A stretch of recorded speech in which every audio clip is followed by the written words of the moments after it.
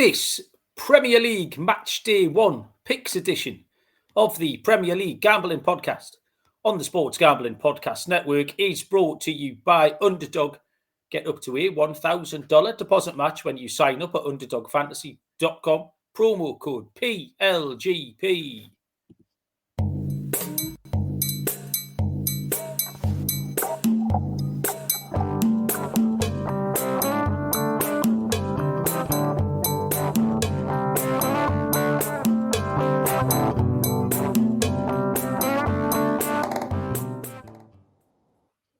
Welcome, everybody, to the Premier League Gambling Podcast on the Sports Gambling Podcast Network. My name is Malcolm Bamford, coming to you from Newcastle upon Tyne in the northeast of England. Today is Wednesday, August the 13th. We are here to handicap Premier League Match Day 1, opening day. Finally, thankfully, very exciting. I can't wait. Looking forward to this for ages. Joining me, and what's amusing me, he's getting as much grief for being early as he generally gets for being late, which is exactly how banter should work. You are now, Barry, in a no-win situation. Mr. Barry Penaluna, how you doing? Fucking melting, Malcolm. It's absolutely roasting in here today. It's hot. You've just mentioned that I got here on time, and you said you've blamed that on the fact you told me we were starting at 10:45, but you've actually scheduled it for 10:50. Yeah. I was here at 10:40, well before the earlier scheduled time. So I've been here for 10 minutes waiting for you. You can't bank those minutes, though, and be new season, that new many league. Minutes late over the next few weeks, by the way. New it's not season. flexi time. It's not that arrangement. New season, new Baz. All new Baz. Yeah. It is hot, Barry. I just done the baseball show, finished literally 10 minutes ago. And I just told you, my ears are sweating like fuck. I've got my headphones on, and I've never had sweaty ears before. I can feel it running down my lug holes, down the back of my neck here. Proper sweaty ears. The chat is absolutely live and kicking here, Baz. People are hungry for the Premier League by the looks of it. Bob D wants a rant on Isaac. Hiya, Bob. Might mention him. I don't know if is it time, Barry, to mention Isaac or not? Oh, fuck him. All right, fuck him. You can talk about him if you want. I wasn't going to. I just thought I want to give the listeners what they want. You know, we might know. There's nothing to say. Once it's done, it's done, and we'll talk about it. Smudges here. Harry, Chelsea, pointing out that beating PSG isn't for everybody. Joe Dollar is here. Andy Williams, welcome along. Callum was in the MLB show, lurking like some sort of weirdo. Fatty Merris says, go on, Palace. From Seattle, Michael Roberts has joined us. Courtney's here. Dirty Dan, first time listening live. Yes, Dan, you are our official favourite of the evening so far. Yes, Tottenham, I've got the highlights on right now, actually, Baz. It just came on the BBC because I watched the first half and then I had the telly taken off me by the daughter who wanted to watch Expedition X. You been watching that, Baz? Started all right. It's a bit shit now. So I've just seen PSG. It was a weird one because Tottenham didn't really look like scoring, and then they scored, and then they should have won, and then it all ended up a little bit Spursy. But it's the pre-season friendly at the end of the day. I didn't like how they set up. I didn't know where the goals were going to come from. Tottenham. I actually backed both teams to score no, because I didn't see Tottenham scoring. They have scored twice, but they come from their two centre-backs. So I didn't really change my perception of them. What did you make of the game, Baz? I thought Tottenham looked bright. Certainly first half. Thought they were very encouraging, defensively solid. And attacked well. Richarlison looked lively, and I thought they did well. I think you've got to temper it a little bit with the fact PSG literally returned to training last week, haven't played a single game since Chelsea in the Super Cup. They've, taken a different approach to Chelsea and just give their team a few weeks off after the Super Cup. Not the Super Cup, World Club Cup. So Chelsea threw in a couple of friendlies this week. But so PSG were coming into it. It depends how you look at it. You could say that they should be fresh because they've just played a competitive tournament all summer. But yeah, good game. I enjoyed it. Once again, watch the penalties. Everybody, 100% of the people who just ran up and hit it scored. That's I'm what just looking at Vitinha. Now, can the commentator say, "Oh, he never took his eyes off the keeper. He never took his eyes off the keeper. He fucking missed the goal. Yeah, the big old goal. He kicked it one." We're talking about it on TNT as Karen Carney about Tell saying he's done everything right here. He sent the keeper the wrong way. He hasn't done everything right. He hasn't. He sent the keeper the wrong way. He's done this. He's done that. Aye, but he didn't get it all right because he's put it fucking wide. Ridiculous. I'm just watching like Gonzalo Ramos just follows him up there. It just kicks the back of the ball as hard as he can, and it flies into the goal. So yeah, there you go. Picks wise, Baz. Obviously, this is our first pick. So if there are any new listeners, this is what it's all about. All 10 Premier League games. We'll run through each game. We've got, I don't know, new features, a thing. I don't know. We've got the same old picks at the end. Lock dog, the corned beef pie, accumulator, the steak, and still. I think Barry might have replaced his feature at the end. I have returned the slow roller due to popular demand, Barry. What a shit show that was last year. It was incredibly slow to the point it stopped, I think, after week 3. But far be it from me to be put off, Barry. I'm back with the slow roller. And we've got a special weekly pick from a new contributor to the show to come in the exotic bit later on. Let me point you with the way the Prediction League. Prediction League's filling up. We're over 30. We're heading towards 40 odd people. Predictaddict.co.uk. And then the mini league code is 43455. Predictaddict.co.uk. The wife and all the kids and all that malarkey and come and play and win some prizes. And that Lenny is asking, no, we're not running an FPL league, Lenny. We are running that. Yeah, we are. I'll set it up and running. There's nothing. It's purely for fun. But the FPL league I will restart because I can just restart the one from last year, and anyone who was in last year will automatically be re-entered. So we will kick it off. Do you want to have a guess what I'm drinking here, Baz? And it's fairly obvious, but there's a little bit of a twist to it. Baileys.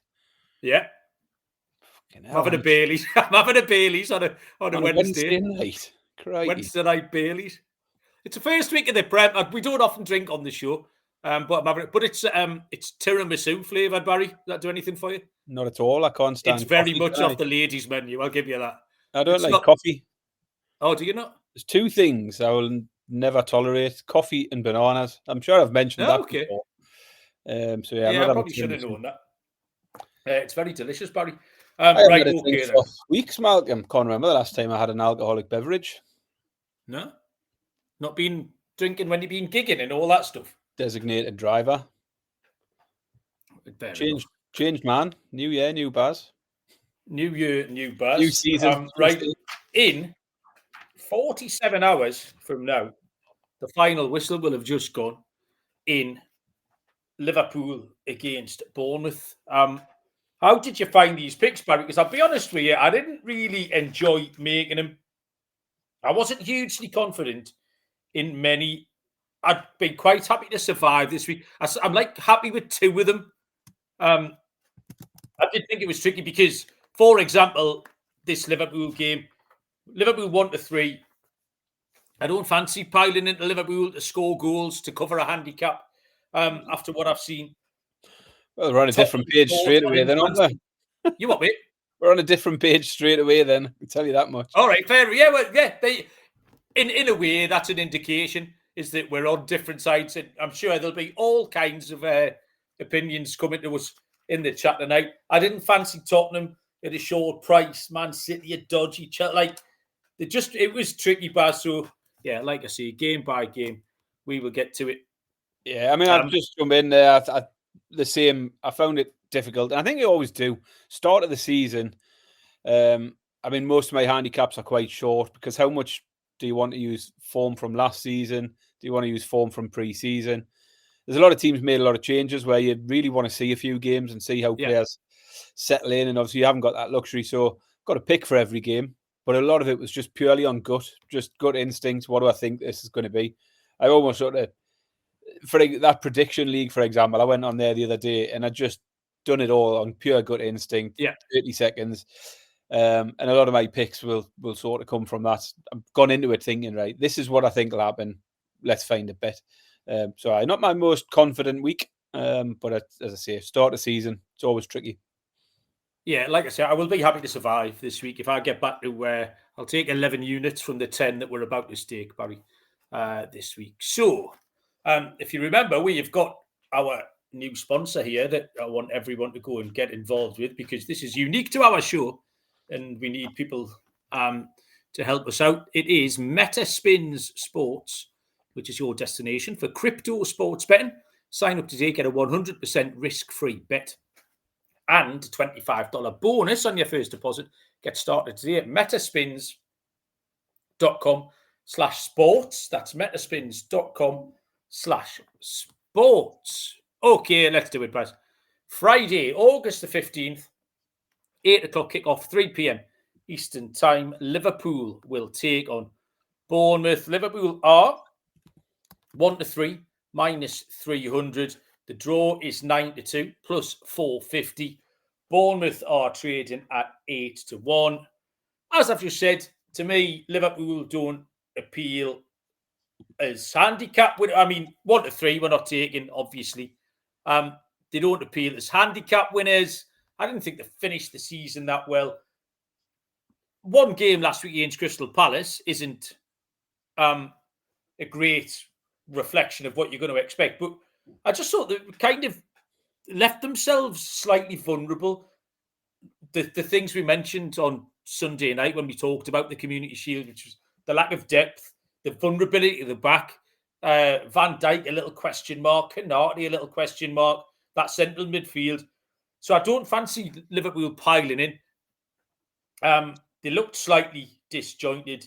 They're trying to bed in 4 or 5 new faces. You don't know if they're going to come and hit the ground immediately. Obviously, it took Ekitike 4 minutes, but we don't know. Come and tell me in November, he might have scored 15 goals. He might have scored 2. And whether Florian Wirtz is going to be, is going to live up to all the hype. Problem with Bournemouth, factoring them is that they've had their defence absolutely ripped out. And, I mean, with good reason, Dean Howson to Real Madrid, Kirkes to Liverpool, and Zabani to PSG. You can't really argue that Bournemouth have put together 3 players like that and they've gone on to 3 clubs like Madrid, PSG, and Liverpool. They have signed Diakate this week, centre-back. I'm guessing he'll be straight in. And they've kept their good forward players, Semenyo, Kluivert, and Evan Nielsen. The overriding instinct here, Barry, is goals. Bournemouth picked up 28 points away from home last season. They only lost 5 times. They scored 35 goals in 18 away games. They only scored 23 at home. So 35 away was impressive. Playing on the break suits them as well. Those players I've just mentioned, Evan Nielsen, Semenyo, Kluivert, etc. I think Bournemouth can run them close. So Bournemouth over 1.5 on the handicap. Bournemouth plus 1.5 on the handicap. Just over even money is a fair price. Both teams to score is a nice parlay piece, 3-4, -133. But I love the both teams to score over 2.5. But that the Bournemouth defence could be in for a torrid time here. But equally, I don't see why Liverpool should keep a clean sheet. It's not something they're particularly good at. BTTS and over 2.5 is 19-20, -105, Barry. We can both still pick a winner out of this one, so that's all right. We're not completely at odds with each other. I mean, yeah, a tricky one because we're starting off with the shortest price favourite on the card, 2-7 Liverpool. I think the price is fair enough given the fact that Bournemouth are surely going to drop back a little bit from last season, having been raided by the big boys, as you've mentioned. The point you made, they've still got the attacking players. And we saw last week, Liverpool did have that vulnerability. And that's part of why I've ended up where I've went. I think the other reason I sort of fade Bournemouth. They started bright last season. They were one of the surprise packages for a large part of it. But they did fade away a little in the second half. They only won 3 of their last 13 games at the end of last season. And I think it's easy to sort of look back and think, oh, Bournemouth were really good last year. But actually, for large parts of it, they weren't very good towards the end. They did tail off a little bit and sort of revert back to where you'd expect them to be, and probably where you'll find them this season, lurking around the middle of the table. Liverpool had their number last year as well. They won 3-0 at Anfield. They won 2-0 on the road. I think Liverpool win it. But like you, I think Bournemouth, I sort of had a Bournemouth goal in my mind. So the handicap I wanted to get away from. But I have went for Liverpool, and I've went for Liverpool goals. I've taken Liverpool's team total. I see Callum in the chat like the same pick. But Liverpool over 2.5 goals. I think at Anfield, they'll get off to a decent start. And yeah, Liverpool over 2.5 goals, team total at 5-6. Okay, so 3-1 Liverpool bars is what we're gunning for here. Move on to Saturday lunchtime, 12:30, 7:30 Eastern time. Aston Villa take on Newcastle United. Aston Villa 5-4 plus 125. The draw 5-2 plus 250. Newcastle, Barry, are 2-1. Yeah, absolutely hated this one. A couple of reasons. I mean, no idea what to expect from Newcastle with everything going on around the club at the moment. Not a particularly good pre-season on the pitch either. Haven't beaten anybody, but not too worried about that. The other reason really is our record at Villa Park is terrible over a long period of time. We've only won once in our last 9 visits to Villa Park, and we've lost 5 of the last 6.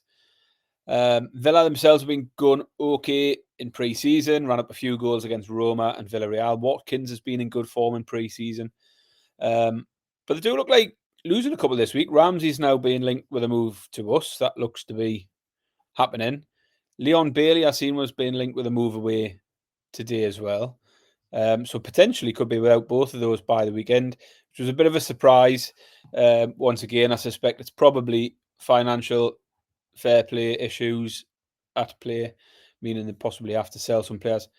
But anyway, I mean, I think it's a tough game to start with for Newcastle here. I didn't want to take Newcastle on with Villa. I can see why people might do with Villa at home and having a good record against Newcastle in the head-to-head. But I think the one thing that stood out to me is the form in the head-to-heads between the two teams. It's always goals in this game. We're either beating them 4-1 at our place or they're beating us 4-1 down at theirs. It's always goals. The last 7 head-to-heads have all went over 2.5. 5 of the last 7 went over 3.5. And 4 of the last 5 also saw the both teams to score. So that's where I've gone. I've gone the both teams to score and the over 2.5 goals. Got to be goals in the Villa v Newcastle game. So yeah, both teams to score and over 2.5 goals at 5-6. Kind of the only reason I didn't pick that was because I've just picked it, and I didn't want to open the season with 2, because I always say that it feels like a cheat of a bet when it's not. It's absolutely fine. I just didn't. This was horrible. You're right. It was a horrible game to pick because I didn't want either team. If either of these teams were playing somebody else, I would have been quite happy to take the somebody else. But they're playing each other. It's hard to fade them both. Like both finished on the same points last year. Obviously, the glaring difference will be up top where our centre forward won't be there. Not much to say on Villa. There's no news to speak of, really. The main news with Villa's been the last day or two, like you say, that they are going to end up selling. Having to sell, unfortunately, 1 or 2 players. We might be the beneficiaries. I like Jacob Ramsey. Fairly similar for Newcastle. Elanga should make his debut. Doubt Malik Thiaw will play. The recent history is awful. Villa come up here and get humped. We go down there and get humped. That's just how it works. Pretty much all Newcastle and Villa fans have to deal with it on a 6-month rota. Villa won 4 of the last 5 against Newcastle at Villa Park and covered the handicap in all 4. They've mangled us in all 4. It's hard to take a side here because I don't really know what to expect from Newcastle, but Villa in pre-season have been struggling. They've been struggling with the press against teams, and that's one thing Newcastle can do as well. Newcastle can score goals. They got the 2-2 with Espanyol, 2-2 with Arsenal, 1-1 with Tottenham. It was just too close to call, Baz. I didn't really enjoy this. It'll be way down my list. I've gone for the draw at 5-2. I'm going to hopefully watch most of this in the airport on Saturday, Baz. But if I miss the end of it, when I land and I see we've nicked a point, I will be absolutely delighted to take a point away from this game and move on.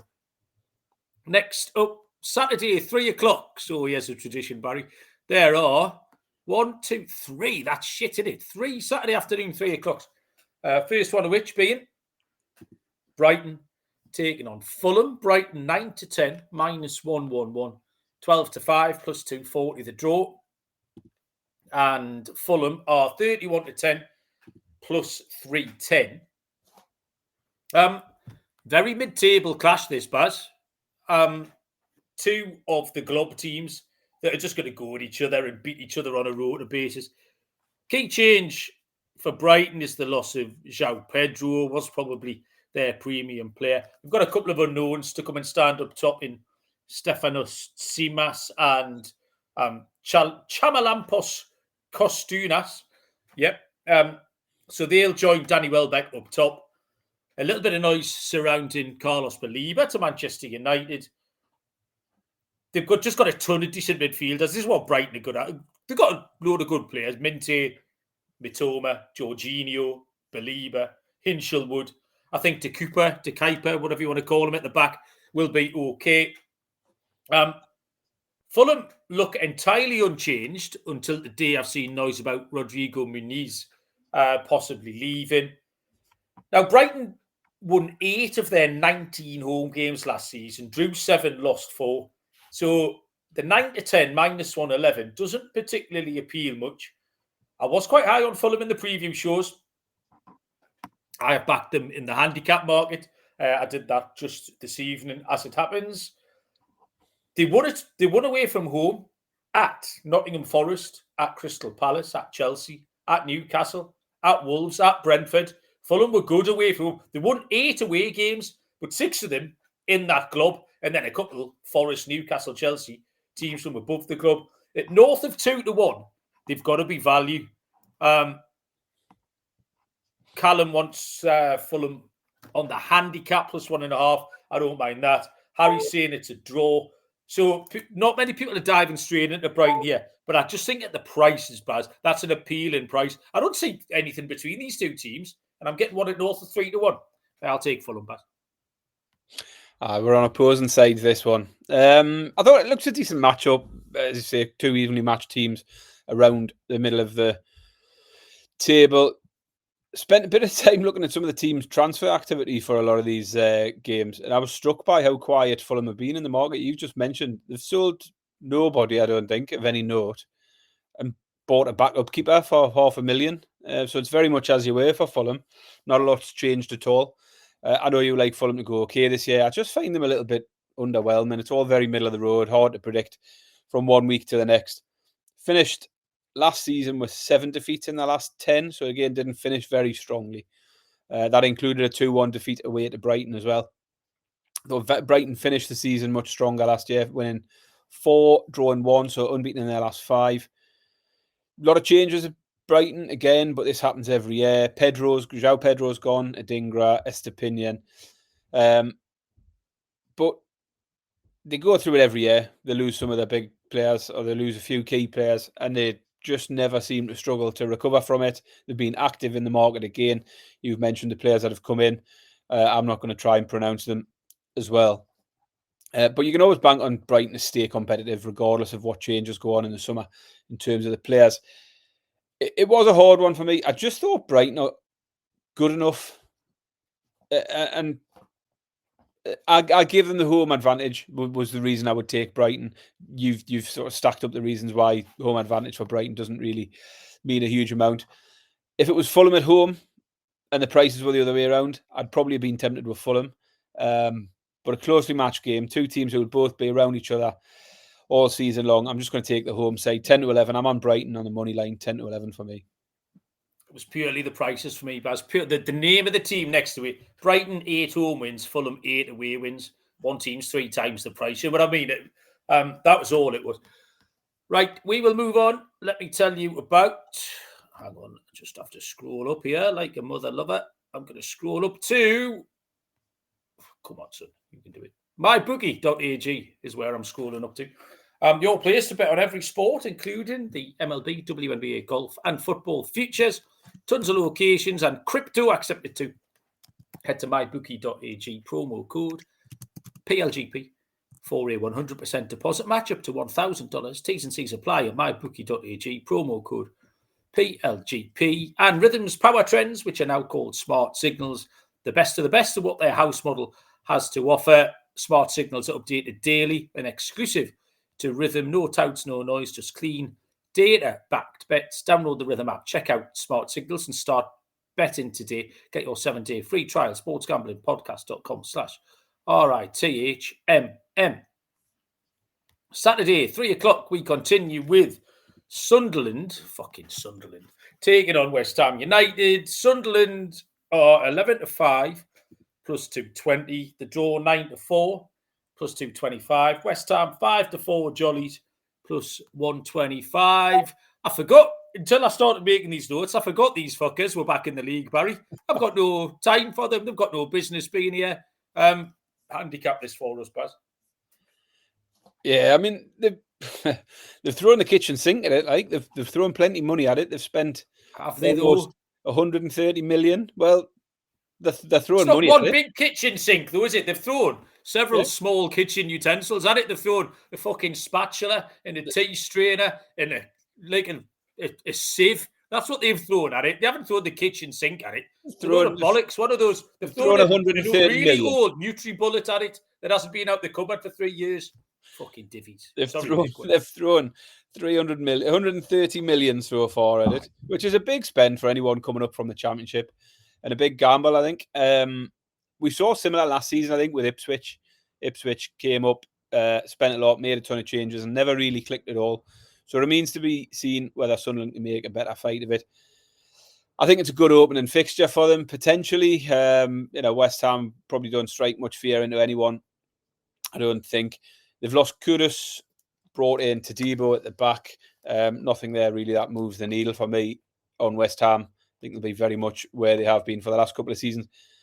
But until I've seen anything from Sunderland, Sunderland are a team you want to watch for a few weeks before. I mean, I'll say before making an opinion. You've obviously got an opinion. But I'd want to watch them for a couple of weeks before I had any thoughts of backing them in a positive way. I can't be backing them here. And for that reason, I'm just going to take West Ham, not with any great confidence, but just because of the uncertainty around Sunderland and how they'll settle into the league, having not been here for a while, having made tons of changes. I think West Ham at plus money can get the job done. So I'll take West Ham to beat Sunderland at 6-5. Yeah, I've got the same pick, Baz, because I was never ever going to pick Sunderland. But also, I think in November, West Ham could have been 8-11. It's another one where I'd fancy really any other team except West Ham. West Ham is so middle of the road. Sunderland have signed thousands of players.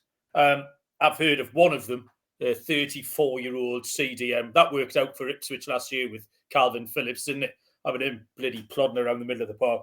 I've got no intention of picking them for several reasons. The problem is, I prefer really to pick any other Prem team to win other than West Ham. They've done no business to speak of. They're still just bumbling along. I'm hoping that they've got enough quality in a couple of their good players. Bowen, Paquetá. Hope Paquetá might be back to kind of his old OG form now. He's had the cloud of the investigation hanging over him. That's all cleared up. And I spoke quite highly of Fulkrug. I've factored Fulkrug in to some stuff. So if he's fit, he might be okay. So hopefully they can do a professional job on them. West Ham at 5-4 plus 125 is a team ride. Fefwef has joined us in the chat. Steve Bailey. Steve Bailey wants to know if there's any VAR in the board game. There's no VAR, unfortunately, in the board game. Danny Wilder's written FTM. I think that must be a typo, Danny. I don't know what that means. And I think that's everybody new. So welcome along, Danny. Nice to have you. The voice of reason, I can almost certainly imagine you are. Next game is, this is the final 3 o'clock, where Tottenham Hotspur will take on Burnley. Spurs are 3-10, minus 300. The draw 15-4 plus 375, and Burnley 15-2 plus 750. Watch Tottenham tonight. Hasn't really changed our opinion much. It was a friendly against a slightly undercooked PSG team. The goals came from defenders. They blobbed a 2-0 lead. Happy not to read too much into it. And this is definitely two teams that you want to learn about before you start piling into anything, Baz, because Tottenham have got a new manager. Don't know. I mean, he's been at Brentford a long time. It was a nice gig for him, really. It suited him, his personality, his style. There was no real expectation. And we've seen Tottenham, the kind of omni-shambles that Tottenham are, eat up managers like this in the past. So whether or not the manager, Thomas Frank, is capable or not. And then I looked at the starting lineup tonight. There was just nothing there. I thought, oh, fucking hell, that's horrible. Like, the signings of underwhelmed me. Paulinho might be all right. So I don't know. The hope for Tottenham is that Frank can build something and that it'll be a process. But I don't think they can just recover from what happened last year. It was a right old mess, wasn't it? I mean, kudos, they're just kind of whatever signings here. Burnley, we need to see how competitive they can be, because last season was entirely built on that mad defensive record. Again, not attracted by either side. Don't want Spurs on the handicap. Don't really want Burnley to spring an upset, but I think Burnley can keep it tight.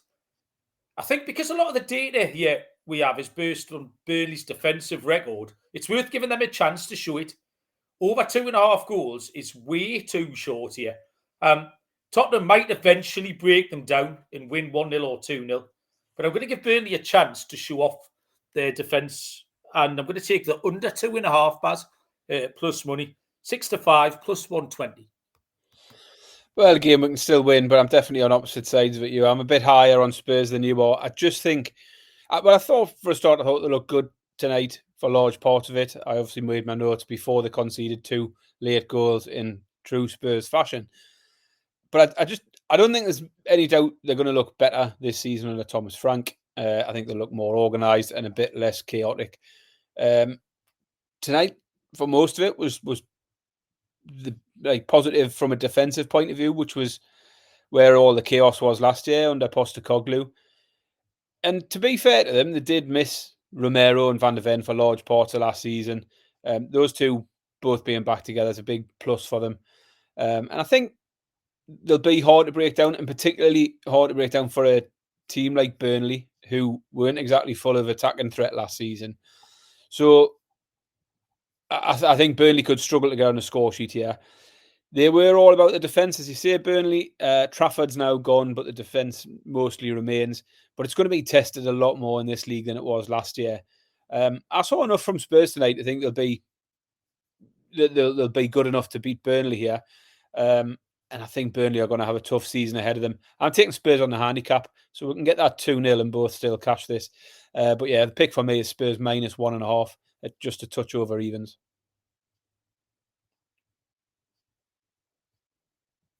Malcolm's on mute. What an idiot. First episode of the season, and he's sat on mute. Oh, muted myself, but full of Baileys, Baz, isn't it? Unbelievable. I've lost concentration. I've filled myself. Nobody's done that for a long time, Mike. No, it's been a while, hasn't it? In mid-season form already, but I'm full of creamy goodness. That's what that is. What we got? Logan's joined us. Everyone remember to like, Logan says. Yeah, he's right about that. I was going to give out what everyone thought about that game, but I can't be asked now. So, next game is Saturday tea time, 5:30, 12:30 Eastern time. Wolverhampton Wanderers taking on Manchester City. Wolves are 11-2 plus 550. Draw 7-2 plus 350. Man City 11-25 minus 227. Another shorty, Baz. Fancy this one much? Well, I've got a pick, but like most of this, I don't fancy many of my picks massively. Wolves again. Want to see a bit more of Wolves. 2 massive departures for them this summer with Cunha leaving and Ait-Nouri leaving, going to City. So he'll be on the opposite side this time round. I think it's certainly going to make it more challenging for this season. They did finish last season not in particularly good form. They were winless in their last 4. And City, despite obviously the overall season being a bit of a mess for City, they finished strongly. Unbeaten in their last 10, 6 wins from the last 7.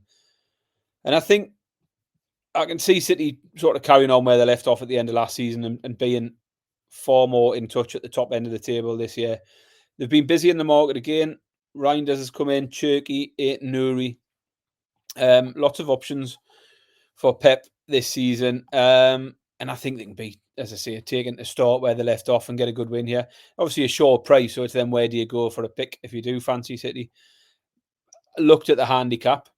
The thing that sort of put me off that was last season, certainly early in the season, City weren't keeping any clean sheets at all. So I've actually gone to City goals, but I'm going to take them to score one in each half. As I say, I considered the handicap at a similar price, but on the off chance Wolves get a goal, that won't affect me here. I think this might work out slightly better. So I'm going to take City to score in both halves at 6-5. The player performance accountant, that's an official sounding name, but joined us in the chat. Welcome along, PPA. I'm going to go for James Mafia's here as well. James, this was, actually, before I get into my pick, we did the show on Sunday night and I gave out Savinho for the assists. And then I saw all that bollocks linked him to Tottenham the day after, which was a little bit peculiar. So I wasn't thrilled about that. Yeah, this was actually one of my easiest players, Barry. I said at the top of the show there was maybe 2 or 3 that I liked, and this was one of them. Man City just don't look capable of keeping a clean sheet, was my reading of this. They certainly didn't over the summer in the Club World Cup. They were giving up chances and goals to absolutely everyone that they faced. They're still missing Rodri again, which we all know is very important. And I do think Wolves are going to be lively. Wolves in pre-season haven't been particularly good. I don't think the Wolves journos or fans have been thrilled. But I think they're going to be all right. They did lose Cunha and Nouri. But I like JSL up front. I don't mind him. John Arias, I thought was lively in the Club World Cup. They averaged 1.42 goals per game at home last season. So I think they're good for one here. I'll take BTTS Baz at 4-5 minus 125. The chat's gone off the rails again, Barry. I'm not even going to. It's ever since whatever I say is going to make it sound worse. Yeah, so when I tell you boys, I'm not dipping into it. That's all I'm saying on the subject. The Circa Million and Circa Survivor are live and kicking at Circa Las Vegas, the world's greatest casino. $21 million in prizes in the Circa football contests. You can hang out with the girls and boys. August 21 to 23 for an amazing weekend, including live shows and open bars. 15% off a stay at the Circa with the promo code SGP15. Contests open to everyone. Sign up in Nevada. Play from anywhere. With the help of SGPN's official proxy, go to footballcontest.com. Use promo code SGP to get $50 off your proxy fees. And Underdog Best Ball Mania all summer long. $15 million in prizes, including $2 million to first. No waiver wire, no arguments about trades. Best Ball is the best way to play fantasy. And you can win 500 times your money with Underdog. Pick him as well. Our code is PLGP. That'll get you a special pick and first-time deposit offer up to $1,000 in bonus credits. UnderdogFantasy.com. Promo code PLGP. We move along to Sunday. There are 2 p.m. kickoffs, which is 9 a.m. Eastern time. The first to being Chelsea against Crystal Palace. Chelsea 3-5 minus 166. Burlington Bertie 100-30 is the draw, plus 333. Crystal Palace trade at 4-1. This is me, isn't it? Interesting game, Baz, where one of the games of the beginning here. 2 teams in form from what we've seen in a tiny sample, in that Chelsea were in form over the summer. They're the world champions, Baz, don't you know? And then Crystal Palace obviously looked quite good last week. We talked them up on Sunday. Issue with Palace is, we said at the time, they've kept the best players. There's still a lot of noise around Eze. I was talking to Simez this week, and we were talking about, I think Eze might have a release clause, which expires on a certain day. Gahey, Liverpool are fucking on with Gahey again. I don't know what they're doing. Buy him or don't buy him. Do you know what I mean? It's a story we've heard before. I don't know what they're playing out with Gahey. So that's where Palace' future lies, whether they're going to be really good or just okay. Lots of upside in this game, I think. Chelsea signed all the players again and had a very good summer. Both games last year were 1-1 draws. I don't one to get in front of Palace at the minute. I think they'll give absolutely anybody a game. I fancy Palace on double chance. They do tend to play Chelsea quite well. Like I say, 2 draws last year. Palace double chance, 13-10, plus 130. Yeah, I mean, the stuff around potential moves out for Palace is a bit all over the place. I said last week when I took them in our outrights, I took them in a few places for various things. I said the sort of noise around it had gone down a little bit, and then reports picked up again the next day saying Liverpool were in for Guehi and Eze was being linked again. And then by today, I'm looking and they're talking about Liverpool might not go for Guehi. They might hang around and wait and get him on a free next year. And then I was reading Chelsea, Arsenal haven't got or aren't prepared to offer what's required to get Eze, so he might end up staying as well. So who knows? But I think you can be pretty certain they'll be fairly full strength this weekend. Plenty of new talent added to the Chelsea squad. João Pedro's come in and done well. Gittins, Delap, Estevao, the other attacking options. And having finished 4th last season and then went well in the World Club Cup silliness, understandably, they're being tipped to go well again this season. We talked a while around the Club World Cup about how it might impact on them this season and whether it catches up on them early in the season, whether it might catch up on them later in the season. We saw PSG looking rusty for large parts of tonight, having only just returned to training, having had a break after the World Club Cup. So I think I'm tempted to take on Chelsea early in the season. I think it's a decent spot to do so, particularly given what we saw from Palace at the weekend against a full-strength Liverpool side. But also at the prices, I thought 4-1 for Palace looks tempting. I think they've got enough weapons there to cause issues for Chelsea, Mateta, Eze, Saw. So I thought about looking at various angles on Palace, but eventually I've came down in exactly the same spot as you. I'm going to take Palace on the double chance as well. So Palace double chance at 13-10 is my pick. Okay. Also. Team right there. Fefwef's giving us the Delap or Pedro over 1.5 fouls every time one starts. And with the player sub-offer, now we were talking about this, I think it was Simmers early in the season with Delap and Jackson, we were talking about yellow cards. And the same thing, one of them's going to be on, the other one's going to come on. So you're going to get 90 minutes out of one of them most weeks. As it happens now, Jackson's gone and replaced by Pedro. Doesn't change the handicap. Fefwef's giving us fouls. We talked about yellow cards, but that's a great angle and we completely agree with you there. So that's a way into that one. Barry, it is kick-off time. It was left a flow and move from Phil Glass to Riesling. That was shot on target from Pedro Jimenez. Barry, you've been all over me in the early stages. All over me. This is a shot on target. I'm going to play this bad boy, Barry. It's another fly. Look at the flying save on that belly up. Robin Bravo goes belly up.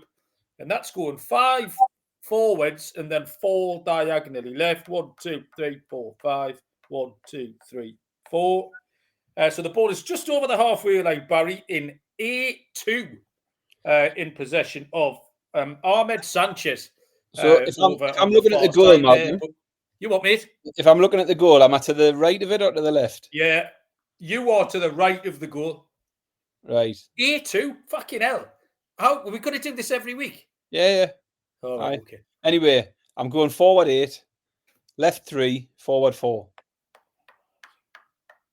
Fucking hell, that's another shot on target. Absolute lane siege here to my goal. Right, okay.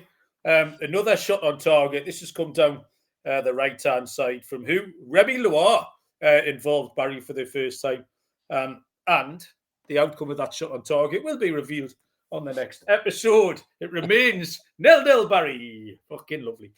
Next game is, it's 2:00 on Sunday. Nottingham Forest taking on Brentford. Forest are a shade over even money. 21-20 is the answer, plus 105. 12-5 the draw, plus 240. Brentford 13-5, plus 260. Baz. This was possibly the easiest pick on the card for me. That doesn't mean it's going to be the easiest winner of the card, but it was one of the more straightforward picks. Before I looked at anything, I knew what I wanted here. Looked at the prices. Price was fine. Simple. Under 2.5 goals was what I wanted. Forest have been struggling hugely in attack in pre-season. They scored 1 goal in 7 games. They weren't exactly full of goals last year. Forest, it was all about the defence. I actually think Forest might nick the game, might nick it 1-0 or something, but I just can't see them running up a score. Brentford, of course, are missing their 2 attacking talents from last year, and Burma's gone. Wissa's now training on his own, expecting a move. They're still trying to get in a signing. They're looking at Utara from Bournemouth. So I just can't see Brentford having as many goals in them. Keller has come in for Brentford, and again, good keeper, probably an upgrade on Flecken. Feeds into the low scoring angle as well. And the 2 head-to-heads between these 2 teams both finished 2-0 last year. So really simple one for me. Forest v Brentford, under 2.5 goals at 10-11. That pick is endorsed by the Backus family, Barry. They've gone under 2.5 goals. Loads of people really the same pick here. Forest to win to 0 from Smudger. Forest 1-0 or 0-0 from Harry. So everyone's handicapping it the same. This was the other pick that I really, really like, but I'm quite happy to bet Forest. I don't know where. I think they've been slightly disrespected, because not an awful lot's changed. They've lost Alanga, fair enough. Good player, but wasn't kind of the fulcrum. He didn't make everything tick for them. They've kept the players that were. They've kept the spine of the team, and that's the important bit. And they've added the geezer that you like, Igor Jesus. I'm happy to bet Forest, and I'm happy to fade Brentford. All the reasons you've just said. Tons of question marks. The manager's a big one, and the key players are big ones. Forest are a good price here, 21-20 plus 105. We will take Nottingham Forest. The penultimate game on the card is the Sunday afternoon game between Manchester United and Arsenal. Oh, I've got some line movement to report here, but Man United were fucking quite a big line movement here. Man United were 12-5 plus 240. They have drifted to 27-10 plus 270. So quite the move there. The draw remains at 5-2 plus 250. And it's Arsenal who've been nipped in here. 21-20 plus 105 in to 19-20 minus 105. So money for Arsenal in this situation. I don't really know. There's been nothing particular. That might just be genuine money moving that line rather than some team use or anything like that. This is a really interesting game. Man United could prove to be unbelievable value here at 27-10. We don't know it, but at tea time on Sunday, if Mbumo and Sesko and Cunha are all playing well, and the managers unlocked something over the summer, Man U could be great value. Man U fans will tell you that the back, the front 3 looks better. Whether Sesko in particular will hit the ground running is kind of key. The problem is, do they seem capable of winning football matches to you, Baz? Everything behind the front 4, so those 3 new players and Bruno Fernandes, it's the same old shit. And I don't trust the manager either. He didn't do anything last year. I thought, oh yeah, I get it. I see what you're doing there, Ruben. I just thought, what are you up to if you lost the plot? So I don't trust him. Arsenal have added Gyökeres, still much stronger all over the pitch. They competed at a high level last year for large parts. Real Madrid, PSG, things like that. I've got Arsenal down here at 21-20 plus 105, although that price no longer exists. But my play, Barry, is going to be Arsenal. Yeah, this one had me torn a little bit, but only just for a short while, and then I got back to where I want to be. Because my first instinct here was just to take the better team at a price of around evens. And that's Arsenal, obviously. The only thing that held me back just a little was Man United's record in recent seasons of pulling something out of the bag in these sort of games. So despite the fact they've been terrible for a couple of years, games against the likes of Arsenal, Liverpool, City, they're pulling out draws every now and then where nobody was expecting it. I mean, eventually it wasn't enough for me to put me off Arsenal. Let's not forget how bad Man United were last season. Some people will say they phoned it in towards the end of the year. I don't think they did. I think they went full strength most games. They just weren't very good. And let's not forget how poor they were in their biggest game of the season in the cup final against Spurs. They look to have recruited well in those attacking positions. I think it'll make some difference. But it's a tough first game for those attacking players to come in up against one of the best defences in the league. And as you mentioned, the midfield hasn't been added to. It's the same crap they had last year. That was where a lot of the issues lay last season, was in that midfield. Man United maybe slightly more competitive this season. They should be. But I can't get away from Arsenal either. Same pick. Arsenal to beat Man United at evens. Swigging off the rest of that Bailey's there, Baz, it's just reminded me. I went to Walker's one night, right? And he got a bottle of Bailey's out. And he poured us both a glass. And then he went into the kitchen and came back with the milk, right? And put like a splash of milk in the Bailey's. And I was like, what's going on there? And he said, it's to take the edge off. Like, has anyone ever needed to take the edge off a Bailey's, Barry? No? That's particularly soft from Walker. Like, it's lived with me a long time, that. Take the edge off. Anyway, just came to us then when I was staring at the bottom of the glass. Yes, okay. Final game coming up. Monday night football is Leeds United against Everton. Leeds 7-5 plus 140. The draw 12-5 plus 240. Everton 7-4 plus 175. Actually drifted a little bit. You can get 9-5 plus 180. Everton pass. Yeah, another real classic for a Monday night football, and a tricky one to finish off with. I saw Dominic Calvert-Lewin signed for Leeds today, having been disposed of by Everton at the end of his contract. Whether he's fit for this one remains to be seen, because he's never fit for anything. I'm not sure yet on Leeds whether they've done enough in the market to be more competitive this time round. And it is, always difficult handicapping these teams coming out of the championships with little knowledge on the signings they've made. So hard to really get a feel for what to expect from Leeds. I think Everton will be okay this season. Moyes managed to get a tune out of them last season when he needed to. And I think they've made a few good additions. Dewsbury Hall will strengthen them. Don't know much about the new striker, but he's got a name like Barry, so he's probably brilliant. But Grealish, I think, has got potential to be a really good signing for Everton. It's probably a good move for Grealish.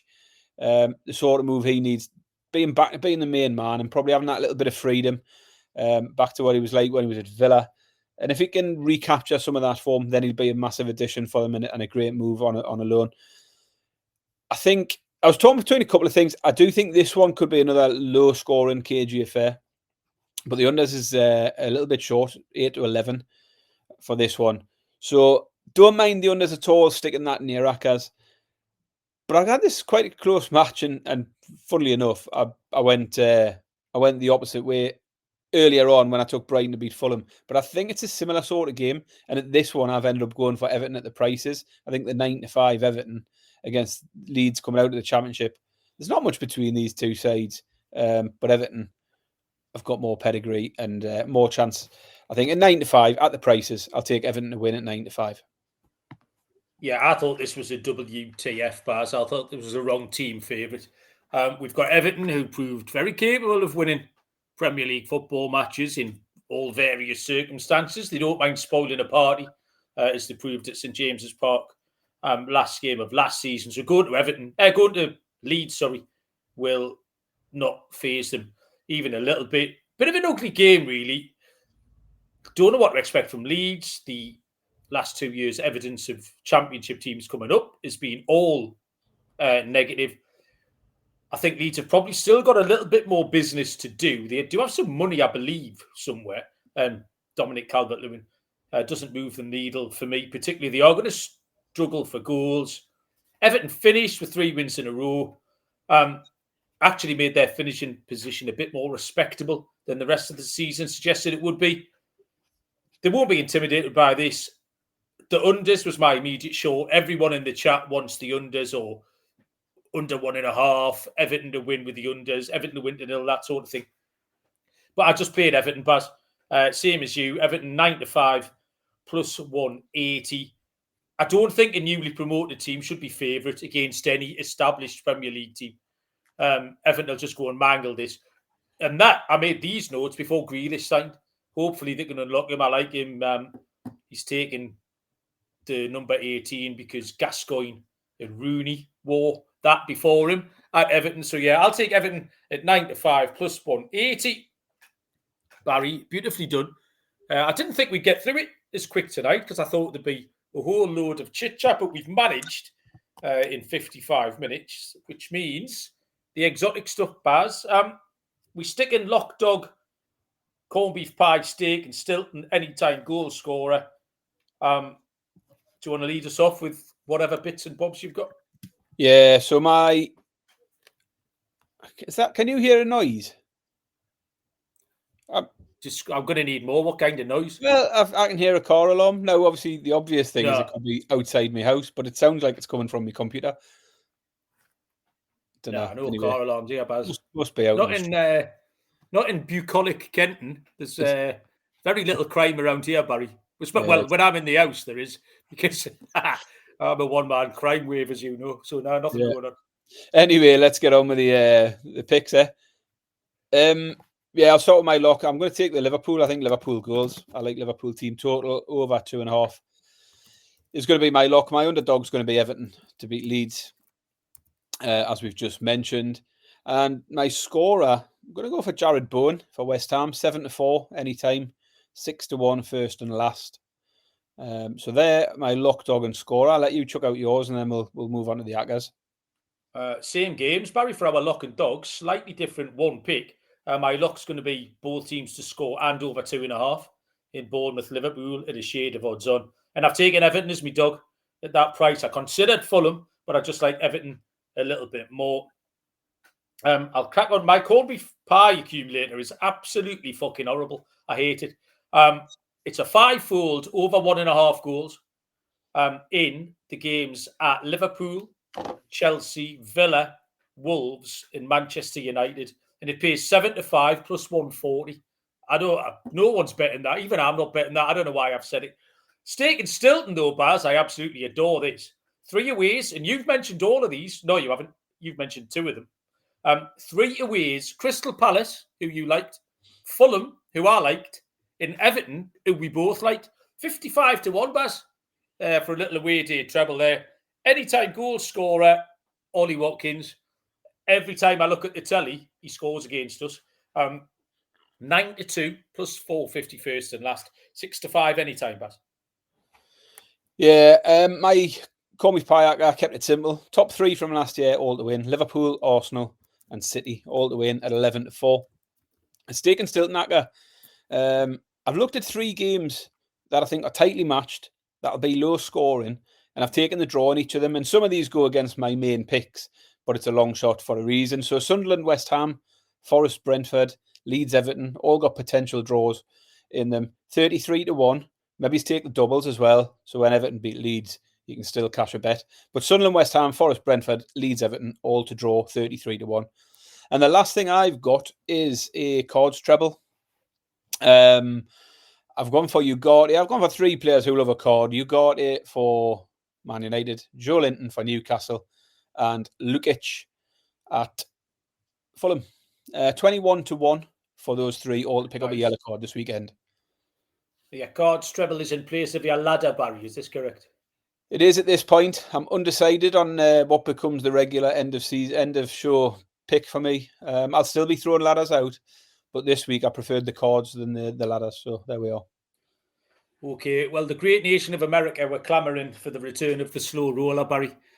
So it's back out. I've been to the shed and I've got the roller out. I had to get back on fucking. I tried to get it on Live Score and Virgin Bet again, the shit websites of choice for the slow roller, and the prices were dog shit. It was 1-10 with 365. It was 1-20. So I deposited the money and everything, and then I had to withdraw it all. Just to fucking put it on Bet365. It's over 1.5 goals in Liverpool v Bournemouth, Barry. £20 wins 22-22. So it's about 1-12 or something like that. But not 1-20. So those websites are so bad. So over 1.5 goals. And then finally, Barry, we thought we'd add a new feature in. And as you know, we've been great exponents of AI here, Barry. You talked it up a lot. I slagged you off. I spend more time talking to AI now than I do just about anybody else. So I had a chat with the AI today, and I thought we could do a weekly AI pick. So the first thing I did was I asked it for its pick. So I've got its pick. But then I asked the AI, I said, would you like a name? Like, if you could give yourself a name for the segment, what name would you give yourself? And it came up with a few boring ones. So the first one, it said the algorithm, which was a bit shit. And then it came out with the neural what was it? The neural nerd or something. So I interrupted it. I said, no, incorporate a real person's name. I want a real person's name in this nickname. So what it's given us, Barry, is we can call it Data Dave, Insight Ivy, which is shit, Mick the Metrics, or Sophie Stats. Do you have a preference on any of them? Not really. No, okay. So Data Dave is the answer. Data Dave, Barry, our AI new friend, is gone for Brighton on the money line. So we can track this. We're going to track Data Dave all season long. He did write out a 2-paragraph reason why, but he fancies Brighton on the money line in direct conflict with my Fulham pick. But Brighton 9 to 10 minus 111 for Data Dave.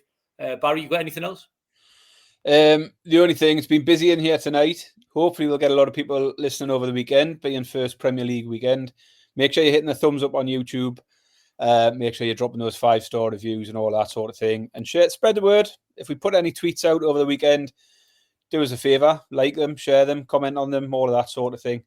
So yeah, all of that. Otherwise, I've got nothing, Malcolm. I'm going Hull tomorrow for a concert. I'm going Manchester Friday for a concert. I've booked a trip to Vienna for a concert this week. Vienna? Yeah, we're going to Vienna. Ultravox. We're going to Vienna and Budapest to go and see the K's. Okay, now, Barry. Well, this isn't till October. We were looking for a city break anyway, so we just factored in another gig. But that's all I'm going to say on that, because I've sat here and I've drank 1.5 litres of water and I'm absolutely bursting for a piss. Well, let's say my locals are absolutely sweating buckets. The chat is alive with my U-turn on AI. Barry, listen, people, I'm as modern as tomorrow. Do you know what I mean? If I feel like something's come into my life, I'm quite happy to embrace it. Nothing ever changed by staying the same. So as much as I said something once, Barry, do you know what I mean? I'm fluid. It's a movable feast. So Data Dave is now officially on the podcast. He's getting 30% of your fee, actually, Barry, for your general laziness. Right, thank you very much, Baz. We smashed an hour. I'm off to Turkey on Saturday, so we'll have to see what kind of reception, Wi-Fi, quiet area I can find to try and get a pick show done. Otherwise, you can do a review show, Baz, by yourself. We'll be fine. We'll sort something out, but we'll keep people updated. I'll pack the board game, Baz. That'll keep us going. Thank you, everybody. Enjoy the Prem. It's been a long time coming, so good luck, everybody, with all your bets. Very much appreciate everyone being live on YouTube tonight, because it was absolutely buzzing. Good luck with your picks. Speak to you next week, and we will see you all down the road. Cheers.